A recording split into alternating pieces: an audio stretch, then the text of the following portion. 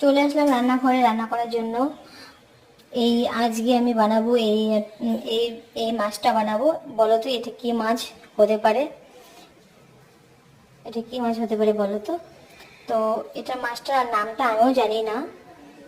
অনেকটা ইলিশ মাছের মতো দেখতে, কিন্তু এটা ইলিশ মাছ না। তো এর জন্য তোমাদেরকে চেনানোর জন্য এইভাবে মাছটা আমি রেখেছি। তো আজকে আমি এই মাছটা বানাবো। আর এটা হচ্ছে পটল আলুর, মানে পটল আলুর রেসিপি বানাবো। মানে এটা পোস্ত পোস্ত দিয়ে বানাবো, পোস্ত কাজু বাদাম দিয়ে বানাবো। আর রান্না কমপ্লিট হলে পরে তোমাদের সঙ্গে শেয়ার করবো। আমি মাছে লবণ হলুদ মাখিয়ে নেব, লবণ হলুদ মাখিয়ে নেব। আর এটা বেটেছি শস্য, আর এটা পোস্ত। তো এটা দিয়ে আমি বানাবো মাছ।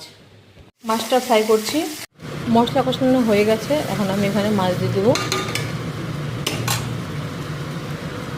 মাছগুলো দিয়ে দেবো। মাছ দিয়ে কিছুক্ষণ নাড়াচাড়া করে ঝোল দিয়ে দেবো, তারপর হয়ে যাবে আমার মাছের রেডি।